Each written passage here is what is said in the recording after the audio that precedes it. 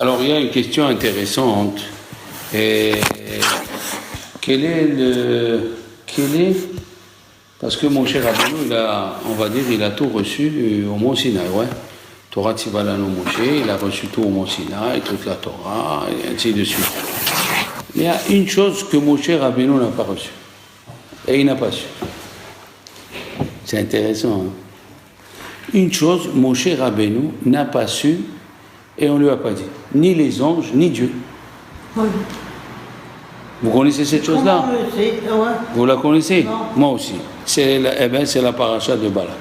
Ah. La paracha de Balak, personne n'était au courant. Ni Moshe, ni les anges. Personne. Après que ça s'est passé, il dit le Khatam Sofer, c'est extraordinaire comment on connaît tout depuis Adam Arishon, ce qu'il a fait, le livre qu'il a écrit. Son fils Shem, il a rencontré Noah, il a rencontré Yaakov, hein? Adam Arishon, il a écrit un livre qui s'appelle Raziel Amalach.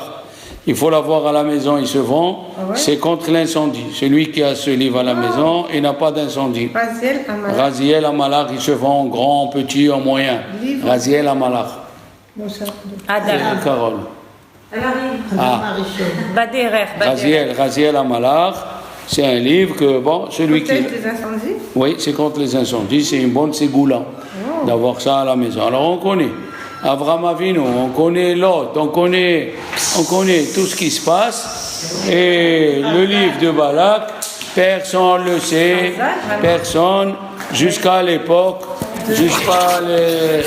jusqu'à que ça s'est passé. Et Dieu, il dit, il vient à Moshe, il lui dit, je vais te raconter quelque chose. Et il nous raconte des choses extraordinaires, mais on va voir d'où il sort ce Balak. Donc la paracha de Balak, on connaît tout sauf celle-là. Celle-là, il y a écrit que l'Okam Navi Israël. Il n'y a pas eu de prophète en Israël comme Moshe. Mais dans les nations du monde, il y a eu un qui s'appelle Bilam. Donc, on va voir que quand il y a un événement qui se passe dans le mois de Tammuz, il y a un peu les allusions dans les parachiotes qu'on lit. D'accord? Alors, comme ça il dit le Shla Kadosh, comme ça il dit celui qui sait lire et qui a le décodeur qu'il faut, il voit ce qui va lui arriver dans la semaine, dans la paracha de la semaine. Mais il faut être assez sain, il faut avoir les lunettes qu'il faut, à double foyer ou triple foyer, pour voir qu'est-ce qui va se passer. Bon. Ah, ça y est, c'est fini. Mais maintenant c'est Varilux. Vayar Balak ben Tzipor et kol asher asa Israël emori. Il a vu Balak, le fils de Tzipor, tout ce qu'il a fait Israël. Vayagor Moab, il a eu peur Moab, mipene Am, kiravu. Vayakotz Moab, Israël. Vayomer Moab, il a dit Moab, el zikne Midian. Il a appelé les vieux de Midian. Maintenant, ils vont lécher l'herbe, les juifs, comme ils lèchent le taureau, ou Balak ben Tzipor, et Balak ben Tzipor, Melech le Moab ba'etaï. Il était roi en ce temps-là. Et il a envoyé des anges à Bilam, ben Beor, qui était un magicien, ben Beor, Pétora, dans la ville de Pétora. Oui, il a dit, viens me maudire les enfants d'Israël, Lecha Arali et Amazé. Alors, on voit Balak, un monsieur qui était fils de Tzipor. Ok. Et il a écrit, Moab a eu peur. Lui, il a vu, et Moab a peur. Comment lui, il a vu? C'est lui qui doit avoir peur. Alors, et c'est Moab qui a vu, et il a écrit, ou Balak ben Tzipor Melech le Moab ba'etaï. Mais au début, dis-nous qui c'est. Au début, dis-nous que Balak ben Tzipor, il était le roi. On va voir un petit peu. Il a dit pourquoi il a eu peur. Pourquoi ils ont eu peur. Je vais vous faire rentrer dans l'histoire. Pourquoi ils ont eu peur. Ils ont vu ce qu'on a parlé la semaine dernière, ce qui est arrivé à Sihon Melech et Og Melech Bashan. Ils ont vu ces deux géants qu'on dit tous les Shabbats, on lit dans le Hodo l'Hashem Kitov. Il a dit le roi David, les Sihon, Melech Haïmouri, ou l'Og, Melech Bashan, et les enfants. Le Midrash, il dit que ces rois, ils étaient plus forts que Pharaon. C'est ça. On l'a vu, on l'a dit, ils étaient plus forts que Pharaon, et on aurait dû dire un Hallel spécial, seulement quand David Amelech il a fait le Hallel, on n'a pas dit non, mais eux ils étaient plus forts. Sihon Melech Haïmouri ou Og Melech Bashan. On a dit d'où ils sont sortis. Og il faisait, sa cuisse il faisait 30 mètres, son pied il faisait 15 mètres, il dépassait tous les bâtiments de sa ville, il était dans une hauteur extraordinaire parce qu'il était le fils d'un ange. C'est les anges qui sont descendus au temps de Adam Arishon et ils ont dit à Dieu, nous on n'est pas comme les hommes, nous on est très résistants. Alors ils sont descendus et ils ont vu des femmes très très belles et ils ont dormi avec eux et il s'est passé que les enfants qui sont sortis de cet accouplement, c'est des géants. Et Og il a dormi avec la femme de Ham dans la Teva et il est sorti Sihon. Et le père à eux, il s'appelle Avia. Enfin, tout ça, c'est écrit dans le Midrash. Mais l'essentiel, ils ont vécu jusqu'à maintenant. Et il a eu peur, on a dit la semaine dernière, que... Il a eu peur, mon cher Rabbeinu. De quoi il a eu peur? Il a eu peur que... Il n'a pas eu peur de Sichon, mais il a eu peur de Og. Et le Bnei Issachar, il dit quand quelqu'un ou quelqu'une il a une peur subite, tu as une peur, tu ne sais pas d'où ça vient. Alors là, sache, c'est que Dieu veut te rapprocher. Quand tu as une peur subite, tu te mets à prier. Tu te mets à prier, Hachem, pourquoi j'ai cette peur? Protège mes enfants, qu'il leur arrive rien, protège mon mari, protège... voilà. Le shahrit n'est plus le même shahrit, le minha n'est plus le même minha, parce que c'est Dieu qui a besoin de tes prières un peu plus approfondies. Hein, Michal? Donc tu n'as pas un trou dans la banque, tu fais minha, tu fais bon.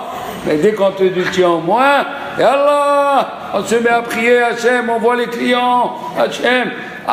Tu vois que, comme il a dit Rabbi Yehuda Chassid, si tu vois que ta femme elle est contre toi, c'est pas elle qui est contre toi, c'est Dieu qui veut quelque chose de toi. Et il emploie ta femme. Pourquoi? Parce que quand Dieu il aime quelqu'un, il fait les histoires dans la famille. Ah bon? C'est moins de honte que les histoires de dehors. Quand tu t'énerves dehors et tout le monde te voit, tu es devant 50 personnes. C'est comme ça elle est celle-là, comme ça elle est celui-là. La honte elle est grande. Rabbi Yehuda Chassid dit quand Dieu il aime quelqu'un, il lui fait une histoire familiale à la maison. Il nous aime beaucoup. Hein? Hachem, il nous aime beaucoup. Il n'y a pas que toi. Michal, il n'y a pas que toi, il n'y a pas que toi. Tout le monde. Et plus tu es nombreux, et plus tu as les c'est quoi histoires. ça? C'est un avertissement. Tu ne fais pas assez bien minha. Tu vas à minha, mais comment tu fais minha? Avec minha, tu attends l'heure quand ça va passer. Je vais aller prendre un verre de thé. Je vais aller voir une copine. Non. Quand tu as des problèmes, le minha n'est pas le même minha. Le shahrit n'est pas le même shahrit. On le sait. On le sait que quand on a un problème, et c'est pour ça que les chachamim ils disent, qui c'est qui crée le problème? C'est l'ange de la prière. L'ange de la prière, il dit, Michal, ça fait longtemps qu'elle est calme. On voit lui un petit Abbas comme ça, elle se réveille. Ou bien Corinne, pareil. Tous on est pareil. Il y a l'ange de la prière, il nous aime. Pourquoi? Il aime compris avec Kavana. Et quand est-ce Kavana? On prête attention à chaque mot. La Hamida, il n'est plus 3 minutes, parce qu'il y a qui commence à Hamida Hashem, c'est Fataï, tu mets le chrono. Alors l'ange de la prière, il dit à Dieu, je sais qu'elle peut prier bien. Et en priant bien, pas seulement elle va sauver son problème, elle va sauver des gens qui ont des problèmes qui ne savent pas prier. Alors le bon Dieu, il lui dit à l'ange, tu as raison, tiens. On va lui faire un petit problème avec les impôts, un petit problème avec la voiture, et tu te mets à prier, mais Hachem, qu'est-ce que j'ai fait? Je prie, nanana, et tu dis Hachem, tu n'as rien fait ma beauté, tu n'as rien fait, mais j'aime quand tu pries bien, j'aime quand tu allonges la Hamida, le matin, tu me parles plus longtemps, comme il a fait Napoléon. Avant Napoléon, il a mis roi d'Italie à son fils, il lui donnait le budget 1 fois par 6 mois. Ah oui. Et alors, qu'est-ce qu'il faisait le fils de Napoléon? Il venait 1 fois par 6 mois. C'est ça. Qu'est-ce qu'il a fait Napoléon? Exactement. Il a dit 1 fois par mois, je vous donne le budget. Et il est venu 1 fois par mois. Et alors, il lui a dit 1 fois, le fils, papa, Je viens d'Italie jusqu'ici pour te voir. Avant, c'était la carriole. Hein. C'est ça. Même si tu avais 6 chevaux. Tu dépassais pas 49 km à l'heure. Ouais, c'est sûr. Il lui a dit, mais mon fils, je suis ton père. Il lui dit, ça je le sais. Il lui dit, Al-Hamar, je veux te voir. J'ai envie de te voir, toi, ma belle-fille, mes petits-enfants. Ah, c'est pour ça, il a dit, Rabbi Shimon Bar Yochai, les Juifs dans le désert se sont énervés. C'est la paracha où ils se sont énervés. La semaine dernière, ils se sont énervés. Ouais. On en a marre de la manne. Pourquoi on en a marre de la manne? Parce que tous les jours, il faut aller à Monoprix et on te donnait 200 grammes de pain. On ne peut pas avoir des réserves un peu à la maison? Là. Je veux que tous les jours tu viens me demander, je te vois ton visage. Ah que tu es. Ah ouais, tu es belle aujourd'hui, ma chérie. Hazak, tu es beau. Une bonne amida. Ça, alors, il a eu peur, Moshe. De quoi tu as peur? Alors il lui a dit, Dieu, à Moshe Rabbeinu, tu n'as pas peur parce qu'il a fait une avera. Tu as peur parce que, ou il a fait une mitzvah, il est venu raconter, on a parlé la semaine dernière, il est venu raconter à Avraham Avinu que Lot a été pris par le roi de Sédom. Mais pourquoi il lui a dit ça? Il dit Abraham, il dit, excusez-moi Rachid, comme ça Abraham il va aller sauver Lot, son neveu. Et pourquoi il doit aller sauver Lot? Pourquoi il doit aller sauver Lot? Pourquoi il lui a dit on se sépare à Lot d'abord? Pourquoi il lui a dit on se sépare? Vous n'avez pas les mêmes choix. Eh bien, parce que les bêtes, les animaux de Lot, ils mangeaient. Ils mangeaient. Et Abraham Avinu a dit, Dieu ne nous a pas encore donné le terrain d'Israël. Il a dit, je t'ai promis, je vais te le donner. Mais il ne nous a pas encore donné. Et Lot, il disait, non, c'est à nous. Et comme il n'avait pas d'enfant, alors Lot, il se prenait pour l'héritier d'Abraham. Il voulait aller brouter avec ses animaux là où il voulait. Mais la raison la plus profonde, c'est que si tu as un neveu, hein, il est rentré dans les cars, dans les jeux, dans les femmes, dans les brigandages, et il se fait prendre par la police. Qu'est-ce que tu dis? Il a choisi son chemin. Moi, j'ai choisi le mien. Qu'est-ce qu'on fait? Moi, je t'ai dit, ne va pas, ne joue pas, ne va pas, et il est parti. Pourquoi Abraham, le soir de Pessah, le soir où il mangeait la matzah, il a pris Eliezer, il est parti sauver l'autre? Ça aussi, c'est une question. On va voir tout ça. Alors, lui, il est venu, il a raconté, l'autre, il s'est fait prendre, malgré qu'il avait une mauvaise intention. Il a dit comme ça, Abraham, il meurt, et moi, j'épouse Sarah. Sarah, c'était la Miss Monde. Sarah. Claudia Schiffer, c'était un petit singe devant Sarah. Attention. Sarah Imeno n'a pas besoin ni de make-up, ni des cils faux. Comme il a dit, des fossiles, ils ont trouvé de dinosaures. Ils se maquillaient à l'époque, des fossiles de dinosaures. Bon. Il avait une mauvaise intention. Mais c'est sorti quelque chose de bien. Abraham, il a sorti l'autre. Et la question, elle est, et ça va vous turlupiner un peu. C'est la question de Baal Tosfot. Ils disent, si quelqu'un il fait une bonne action, mais il a une mauvaise intention, est-ce que Dieu il paiera pour la mauvaise action, mais pour la bonne intention aussi? Alors, il y a la bonne action, il y a une bonne action et une mauvaise intention. Est-ce que Dieu, d'une mauvaise pensée, mais l'action elle est bien, il est sorti quelque chose, mais toi tu avais une mauvaise pensée dans cette action? Ben, le bon Dieu, elle dit dans la Gemara de Baba Kama, la page 38, Akadosh Baruch Hu mefakiach sechar kol biria. Akadosh Baruch Hu, il n'enlève pas la récompense à chacun qui a fait quelque chose de bien. Même s'il a 90 de mauvais et 10 de bien, pour les 10 de bien, il sera récompensé. Chaque chose que tu fais, chaque action qu'on fait, il y a du bien et du mal. Sur le bien, on aura la récompense, et sur le mal, même le chien, la Torah, elle a dit, quand tu as un cadavre, hein, donne-lui le cadavre à manger. Oui, la Torah elle a dit, il n'a pas aboyé quand on est sorti. Ça veut dire qu'il a prouvé que personne de nous parlait du mal. Parce que le chien, il aboie celui qui parle à Shonara. D'accord? C'est écrit comme ça dans Arizal, on l'a dit plusieurs fois. L'âne, il nous a aidé à porter. Alors Dieu, il a dit, on fait le pidion Peter Hamor. Chaque chose qu'un homme a fait, il y a une récompense, il n'y a rien à faire. On l'a vu aussi dans la paracha de la semaine. Balak, il a amené Bil'am pour faire quoi? Pour maudire. Mais seulement il a sacrifié 42 sacrifices. Il lui a dit, Dieu, parce que tu as reconnu que c'est moi le maître du monde, et devait sortir route de Moab. Route, elle devait sortir de Moab. Alors il a dit, de quelle famille? On ne sait pas. Elle va sortir de toi, Balak. Même que tu as amené Bil'am pour maudire. Mais tu as reconnu que c'est moi le maître qui peut maudire et qui peut bénir. Route, elle va sortir de toi. C'est pas mal. D'ailleurs, c'est écrit dans les mots, voilà un petit secret, il a dit, Vaishlah malachim el Bil'am ben Be'or, Petora. C'est quoi Petora? Une ville. Depuis quand on nous écrit le nom des villes? Mais qu'est-ce que c'est la Torah? Joyce, sa mère, elle vient d'un coin perdu de l'Algérie ou de Tunisie. Mais qu'est-ce qu'on veut gagner avec ça? Il a dit, Petora, ça s'écrit P, Tet, Vav, Resh, He. Po, route. D'ici, ici, il y a route. Petora, Po, route. Et le Midrash, il dit encore mieux. Quand Dieu l'a demandé, faites-moi une table. Shulhan, ve'asuli, shulhan atzeshiti. Shulhan, le Targum dit comment on traduit Shulhan, Petora. Il dit le mot Petora. Et qu'est-ce que c'est ça? La Gemara, elle dit dans Yoma, il y a 3 couronnes. Il y a la couronne de la Chokhmah, la couronne de la richesse et la couronne du Kohen. Oui. Qui c'est qui a pris la couronne de la richesse? David. C'est le Shulchan. Le Shulchan, dans le Beth Amikdash, c'est écrit que celui qui veut devenir riche, il doit prier du côté du Shulchan, du côté de la table. C'est pour cela que la femme, le vendredi soir, quand elle allume, elle prie sur la table. Parce que la table était en face de la menorah. Donc il y a la menorah, les lumières, et la table. C'est le moment propice pour prier pour tes enfants, pour la Torah, pour que... Hein? C'est bien de prier sur sa table. Torah, c'est la table. Celui qui veut devenir riche, il doit prier du côté de la table. Celui qui veut devenir intelligent, il doit prier du côté de la menorah.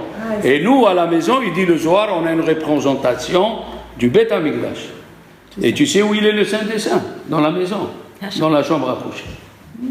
Oui, parce qu'un juif, quand il dort avec sa femme, il amène les chérubins, il amène des neshamot.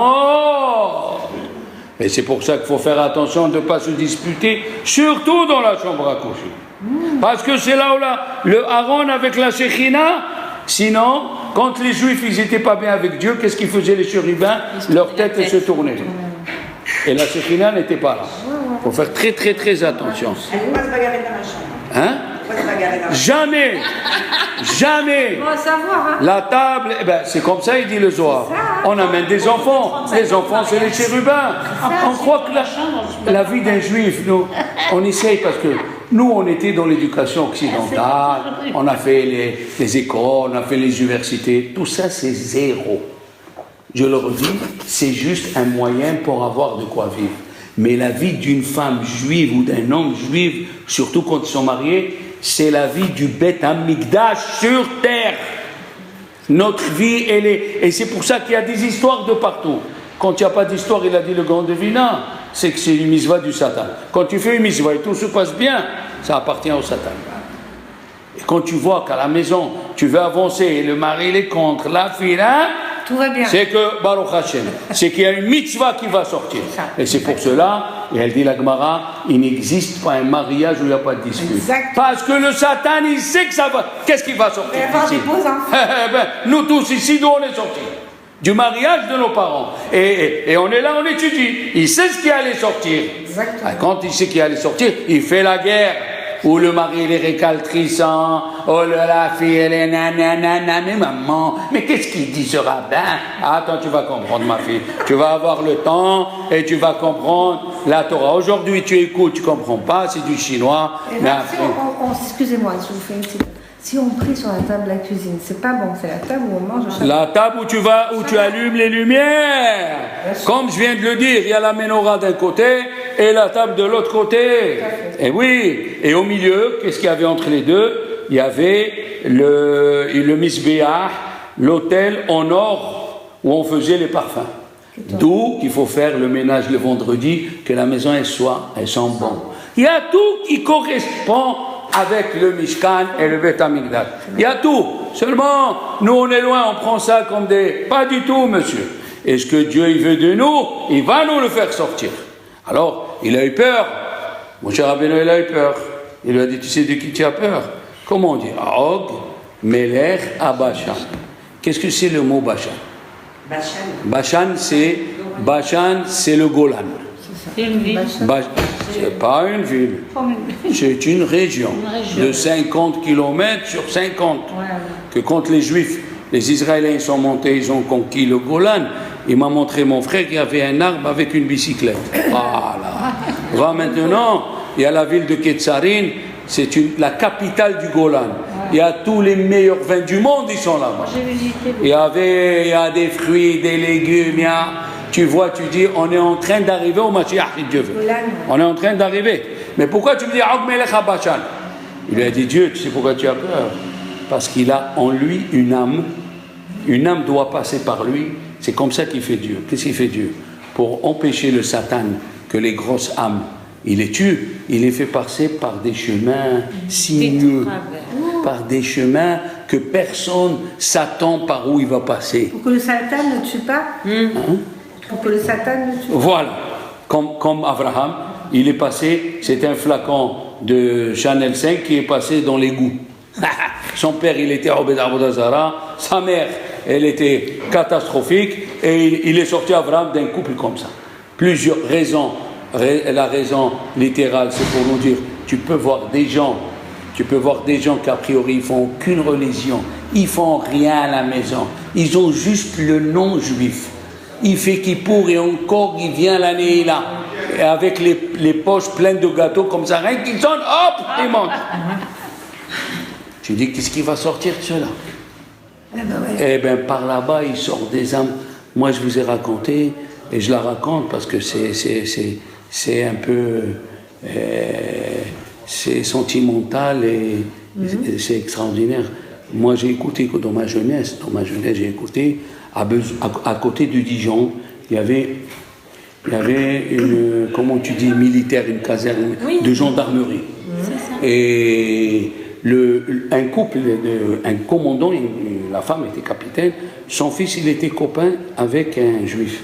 Il est venu à la maison, il voit les gâteaux fin février, il dit, ah, les gâteaux espagnols. Gâteaux espagnols. Quel espagnol? Il lui dit ça. Non, c'est les gâteaux de pourri, ma mère. Dans une semaine, on a la fête de pourri. Alors ma mère, mais non, ma grand-mère, elle vient tous les fin février, nous amène les gâteaux espagnols. Il a dit, non, c'est pas les gâteaux espagnols, c'est les gâteaux juifs. Il retourne chez sa mère, elle était troublée. Maman, où sont les gâteaux? Il dit, les gâteaux espagnols, tiens. Il dit, c'est pas des gâteaux espagnols, maman, c'est des gâteaux juifs. Le petit, il avait 16 ans. Il a dit, non, arrête. Il dit, maman, je suis parti chez mon copain, c'est des gâteaux juifs, et maintenant tu vas parler, ou je me sors de la maison. Il a dit, ça va, c'est tout. Voilà, ton père et moi, on est des juifs. On est des juifs. Mais on est parti à l'église, chaque fois qu'il y a un baptême, on est allé à l'église. Il a dit oui. On est allé, on a changé de nom quand on est venu d'Algérie, parce qu'on a eu peur avec la guerre, avec tout ce qui s'est passé. On essaie d'être juif, mais en cachette, tu vois. D'être juif en cachette. Il est parti chez son copain, il lui a dit, il n'y a pas un endroit où je peux apprendre. Et je viens de naître aujourd'hui, je suis nu. Je suis nu. Il lui a dit, il y a une yeshiva, elle est là, Aix-les-Bains, moi je n'ai pas mis les pieds, tu veux. Il est parti, il a appelé ses parents, il a dit, voilà, au revoir, je rentre, il n'y a rien à faire.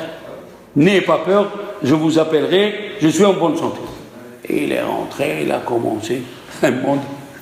J'imagine, tu as 16 ans, tu rentres dans un endroit, tu trouves chemise blanche, des gmarottes, ça crie, ouais, madame, ça crie. Où je suis?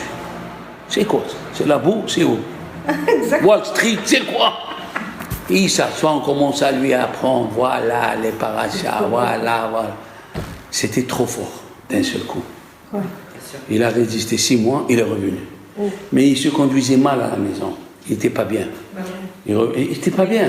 Tu imagines, ce que ça veut dire ça pour un homme qui découvre. C'est un bouleversement. Alors, c'est un bouleversement. Alors, il est venu son copain, je t'en prie, regarde. Là-bas, je ne peux pas. Il a dit, qu'est-ce que je peux faire? Moi, je suis aussi nul que toi en Torah. Quoi? Tu es juif? Il a dit, oui, d'accord. On fait la religion. Bon. Il lui a dit, bon, viens passer le Shabbat. Ne viens pas toute la journée. Aujourd'hui, il est avrech en Israël avec des enfants. Jusqu'ici, c'est beau. Attends. Jusqu'ici, c'est beau. L'année dernière, je vais en Israël. Un mariage vraiment hors norme. Un type bien placé. Le chômeur, il m'a dit, ça fait 1 an de travail, le mariage. Ici, la henna, un troupeau. Il a amené 60 moutons. Ici, non, mais je te dis, quelque chose qui sort. Il a amené pour les Gypsy Kings. Il est venu, Patrick Bruyel, pour 40 minutes. Il a fait un truc. Mais moi, tout ça, c'était bien. Ok, c'était bien. Ok. Mais moi, ce qui m'a tremblé, j'ai eu les larmes. Il dit, mes amis, on est dans les Sheva Brachot pendant la semaine. J'ai amené un copain, je voudrais que vous l'écoutez, chanter, et il va parler. Un type religieux, il se met à chanter, tout le monde chante, il pose la guitare, il dit, Rabotai, voilà. Moi, j'avais 16 ans, j'habitais Dijon. Ah, c'est lui. Regarde. Wow. Je suis venu chez Michel, et il a sorti les gâteaux, et j'ai cru que c'était des gâteaux espagnols, et j'ai fondu en larmes. Wow, c'est sûr. Ma femme, elle m'a dit, mais Shalom, je sais, mais... Je lui ai dit, mais tu t'imagines, le type, il est là. Le type, il est là. C'est l'histoire que vous avez racontée. L'histoire. Qu'est-ce que c'est une coutume? Comment une coutume, elle peut changer une personne? Des gâteaux pourris. Des gâteaux. Ça la change. Je me suis approché, il m'a dit, qu'est-ce que c'est? Je lui ai dit, voilà, il y a 15 ans, on m'a raconté, mais c'est moi. Et je l'ai pris dans les bras, je lui ai dit, Chazak, tu es vraiment un type extra. Elle a dit, non, c'est la Torah qui m'a... Voilà, une coutume, qu'est-ce que peut faire? Ce que Dieu veut de nous, il le sortira, il n'y a rien à faire. C'est ça. Et la meilleure, c'est qu'il a épousé une femme comme lui. Mais regardez, alors, donc, ses parents, pour arriver à dire, ils ne faisaient rien, mais ils avaient en eux cette âme. Il y avait une âme. Il lui a dit, Moshe, tu sais pourquoi? Dieu, il a dit à Moshe, tu sais pourquoi tu as peur de Og? Parce qu'il a une grande leçon. Parce qu'il a une neshama en lui. Comment elle s'appelle la neshama? Shimon ben Netanel. Shimon ben Netanel. Dans le Pirkei Avot, Rabbi Yochanan, il avait 5 élèves, et à chaque élève, il disait qu'est-ce qu'il est cet élève. Ils lui ont dit, et Rabbi Shimon ben Netanel, il a dit celui-là, il a peur du péché. D'accord? Maintenant, quand on prend Og Melech HaBashan, c'est Shimon ben Netanel. Il avait cette âme en lui. Shimon Bashan, Shimon ben Netanel. Bashan, Shimon ben Netanel. Et qu'est-ce qu'il a dit Rabbi Yochanan sur Rabbi Shimon ben Netanel? Celui-là, il a peur du péché. Mon cher Rabbeinu, il a senti la peur chez Og. Mais pas de Og. Il a senti la peur de l'âme de ce tzaddik. C'est ça. Il lui a dit, n'aie pas peur de lui. N'aie pas peur de lui. Ça veut dire, on voit d'ici que même qu'il a fait une bonne action, l'action qu'il a fait, elle était bien, mais la pensée était mauvaise. Il a reçu la récompense puisque Dieu l'a béni. Il a vécu jusqu'au temps de Hukat. Il y a qui dit 500 ans, il y a qui dit 800 ans. Il a vécu 800 ans de la Beracha d'Avraham Avinu, qui lui a donné une longue vie. Mais nous, ce qui nous concerne ici, surtout ici, les enfants, la paracha nous dit Vayar Balak ben Tzipor. Il a vu Balak, le fils de Tzipor. Pourquoi c'est écrit le fils de Tzipor?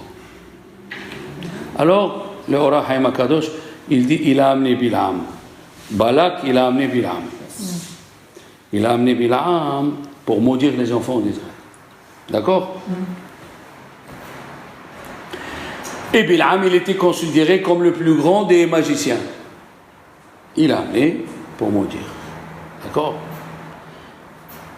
Mais il a écrit Vayar Balak ben Tzipor. Il dit au Rahim HaKadosh que Balak, il était plus magicien que Tzipor. Il voyait à travers l'oiseau. Tzipor, c'est un oiseau. À travers l'oiseau, il voyait des choses que même Bilam, il ne voyait pas. Maintenant, pourquoi il a amené? Qu'est-ce qu'il veut du peuple d'Israël? Voilà. Alors, on va aller doucement, d'accord? Quand Balak, il a voulu maudire les enfants d'Israël, le bon Dieu, il lui a changé la bouche. En bénédiction. Ah oui. D'accord? Et il a parlé du Mashiach. Il a parlé du Mashiach il a dit, voilà, Vayomer Bil'am, elle est là, Darach Kochav Mi'Yaakov, Darach Kochav, une étoile a jailli de Jacob, c'est le Mashiach. Vekam Shevet Israël, c'est le Mashiach ben Yosef, Mashiach ben David. Mahatz Pa'ate Moav, il va tuer, il va massacrer tout le Moyen-Orient. Veaya Edom Yeresha, tout cela, ça part du Mashiach ben David et Mashiach ben Yosef. Qu'est-ce que ça a à voir, Mashiach ben David et Mashiach ben Yosef, avec Balak et Bilam? Question. Alors, vous savez, les enfants, nous disons chaque fois, si vous voulez bien, nous disons chaque fois que il y a deux Mashiach. Ok. Il y a deux Mashiach, Mashiach ben David, Mashiach ben Yosef. Maintenant, Balak, il était d'où? De Moab. Oui ou non? Balak, il était de Moab. Et Bil'am, il était d'où? D'où il est sorti? Pétora, Asher al-Nahar, Eretz Bene Ammo. Ben de Moab aussi. Il dit le Midrash, Bil'am, c'est l'arrière-petit-fils de Lavan. Bil'am, c'est l'arrière-petit-fils de Lavan. Bil'am, c'est l'arrière-petit-fils de Lavan. Et Balak, Ben Tzipor, c'est qui? Il était de Moab. Donc nous avons Moab et Lavan. Qu'est-ce que ça vient faire ici? Il a écrit que quand on a fait la faute du veau d'or, il a dit, Rabbi Chaim Vital, Vayamru et kevodi betavnit shor ochel esef. Il a écrit ici aussi shor, regardez. Il a dit, et maintenant, Ata, il a chachou akal el kol tsevotenu, ils vont venir prendre tous, qu'il choch hashor, comme le taureau, il arrache. Oui, qu'il choch hashor et yerek asade. Qu'il choch hashor. Il a dit, kol ma she'ashor melachech en bo beracha. Tout ce qu'il enlève le taureau, il n'y a pas de bénédiction. Et Dieu, oui, parce qu'il arrache même la racine, ça ne repousse pas. Pourquoi il a employé le mot shor? Question. C'est ça la question. Alors maintenant, écoutez bien. Quand Dieu il a dit, on va faire un peu d'histoire si vous voulez bien. Quand Dieu il a dit, Abraham, quitte, va-t'en, quitte ta terre. Il est parti, il a pris Lot. Qui c'est qui lui a dit de prendre Lot? Personne. Il a pris Lot. Pourquoi il a pris Lot? Et Lot, c'est écrit, les enfants, il avait des biens et des tentes. Pourquoi tu me dis des tentes? S'il a des biens, ça veut dire qu'il dormait quoi, par terre? Alors, il a des tentes. Après, quand les anges ils sont venus et ils ont dit à Lot, on va te délivrer toi et les filles et tes filles, Benotecha Hanim Tsaot, qui se trouvent avec toi. Et si on te dit tes filles, Elles sont avec toi. si on te dit tu as du bien, on dit c'est quelqu'un qui a beaucoup de bien. C'est nécessaire d'ajouter il a une maison où dormir. Non. Si, il a beaucoup de bien. Donc il a beaucoup de bien et des tentes. Et on est venu chercher les filles qui dorment avec toi, qui sont avec toi dans la maison. Qu'est-ce que tu es venu faire?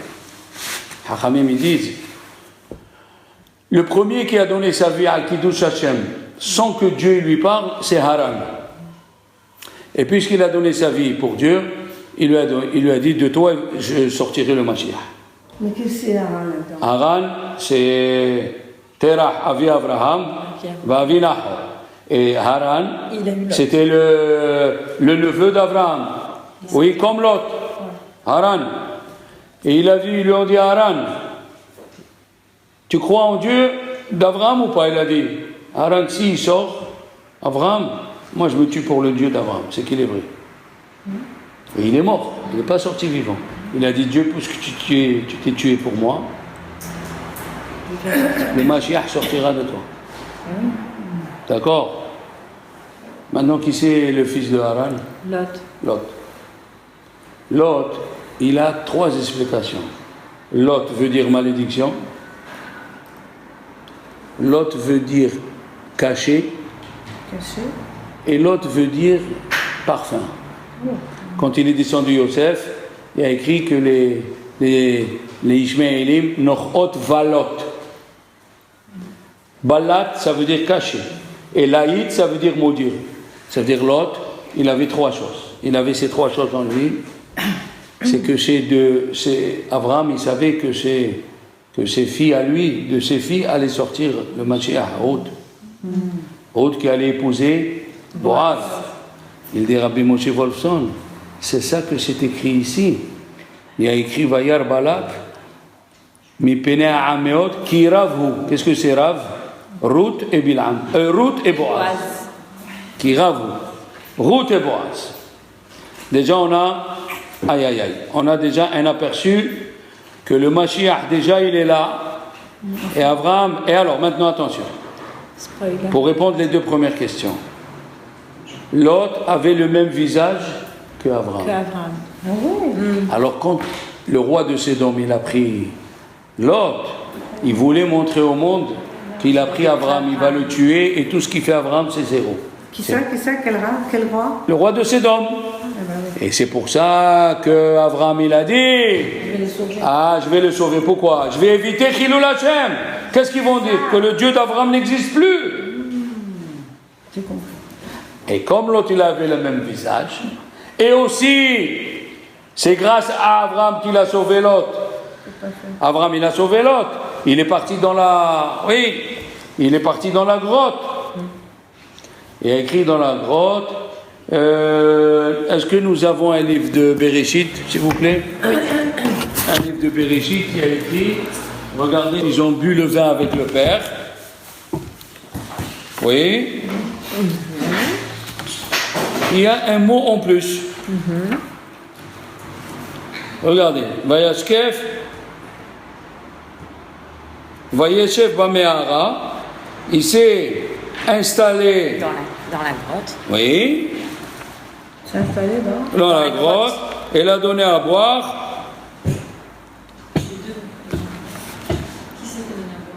Les filles. Les filles à leur père. Oui. La première et la deuxième. Elle a donné à boire. Vateshkana bagam balayla hahu. Qui c'est hahu? Il dit Rashi. Yahin isdamen lahem bameara. Ils ont eu du vin dans la me'ara. Depuis quand cette histoire? On est en train de sauver l'autre. L'autre et ses filles courent. Ils voient une caverne. Ils rentrent dedans. Ils trouvent du vin. Rashi dit ils ont trouvé du vin. Et d'où vient ce vin? Normal. Oh, c'est Dieu qui a préparé ce vin depuis la création du monde. C'est Dieu qui a préparé ce vin pour permettre... Alors, maintenant écoutez bien. Qu'est-ce qu'il a fait l'ange? 3 anges, ils sont venus chez Sarah. Un ange pour la naissance de Yitzhak. Un ange pour annoncer la naissance. Un ange pour la guérison d'Abraham. Et le troisième pour la destruction de Sodome. Pourquoi ils ont dit Chachamim? Il y a eu un ange. L'ange qui est parti pour détruire, il est venu avec l'ange, puisqu'ils sont venus 2 anges. Qu'est-ce que tu viens faire le deuxième? Celui qui a annoncé la naissance de Yitzhak. Pourquoi tu es venu?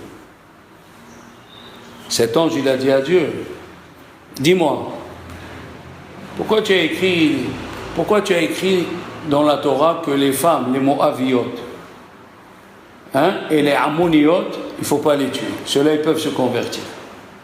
Mais c'est eux qui sont sortis dans la paracha de Pinhas pour faire la faute avec les enfants d'Israël. Il lui a dit non, une femme elle ne sort pas. C'est les hommes qui les ont obligés à sortir.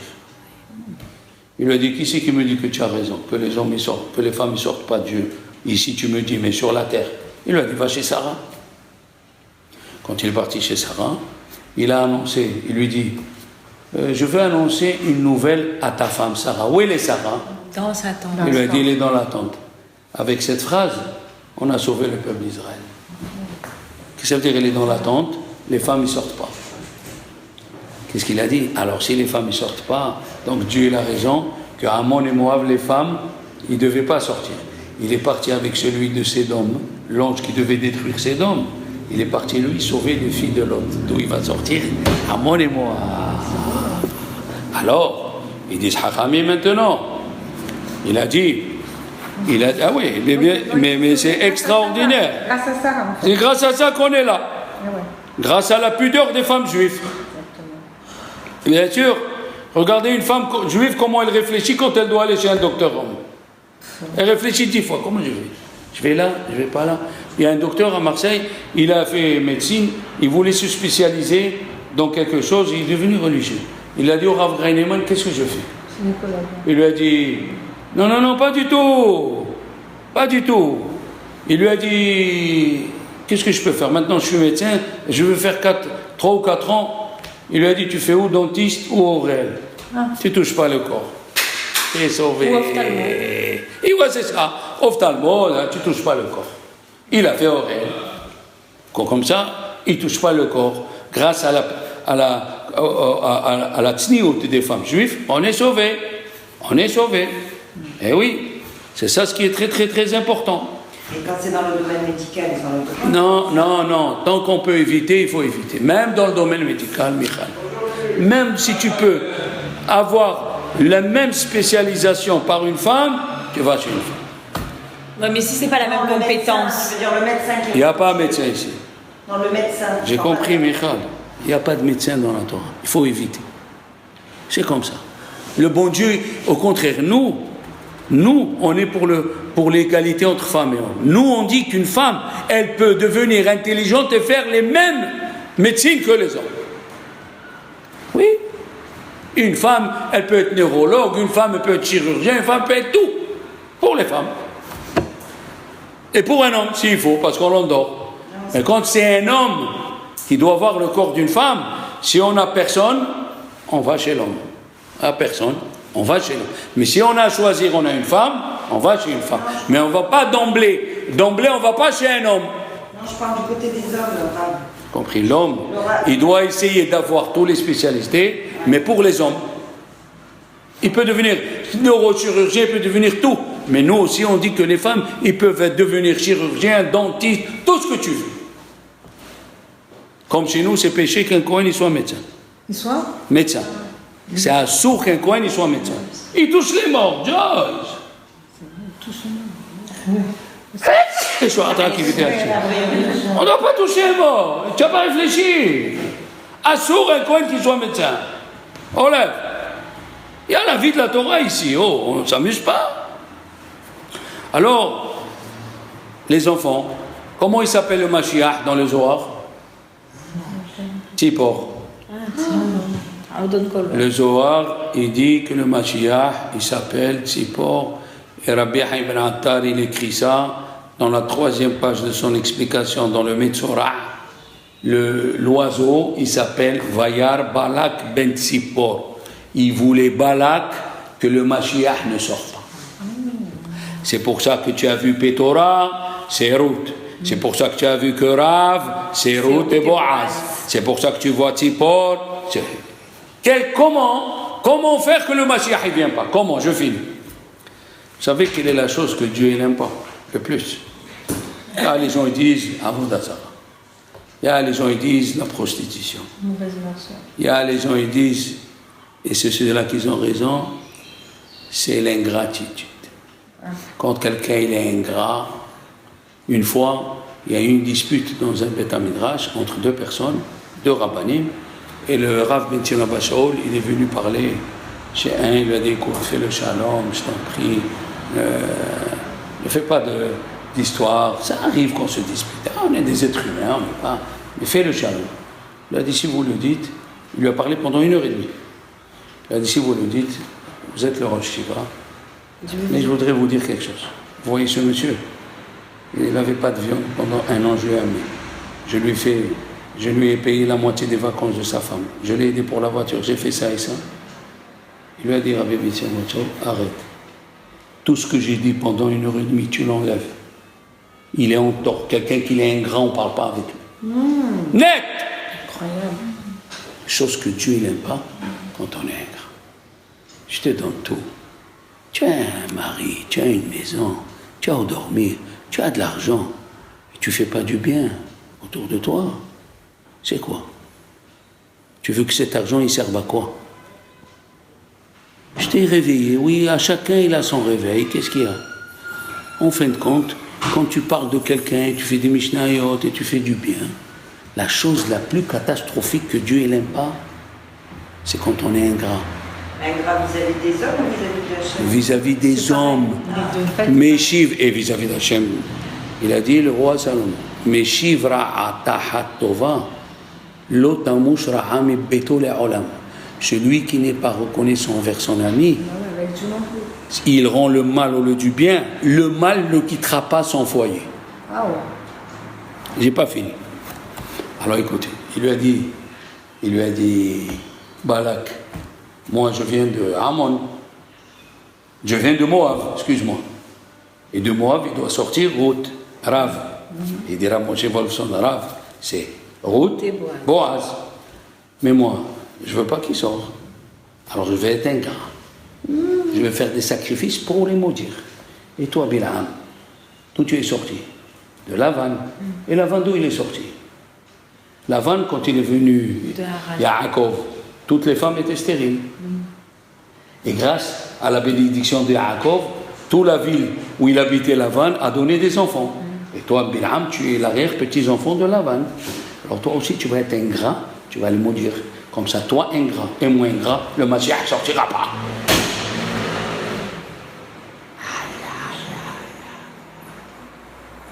Ça, c'est pour ça que Balak il parle du Mashiach, c'est pour ça qu'on parle de Pétora, c'est pour ça qu'on parle de tout ce que tu veux. Et comment il a réveillé ça? Bilam, question que tous les rabbins, je crois qu'il y a peut-être 3 ou 4 qui le savent. Quand est-ce Bilam il a maudit les Juifs? Quel jour? Le jour de Rosh Hashanah. Lecha Arali. Arali, Aleph, Rosh Hashanah. Pourquoi il a choisi le jour de Rosh Hashanah? Parce que c'est le jour. Arrête! Apprends. Regardez les enfants. Il a dit, le bon Dieu, le Midrash nous dit, dans la paracha de Pinhas, une chose extraordinaire que j'ai appris. Le bon Dieu, il a voulu que les 7 mois d'été, il y ait 7 fêtes. Il y a 7? 7 fêtes. 7 fêtes. Pesach, Nissan, Iyar Pesach Sheni, Sivan, Shavuot, Tammuz, Rosh Hashanah. Le 17 Tammuz devait être Shiva, devait être Rosh Hashanah.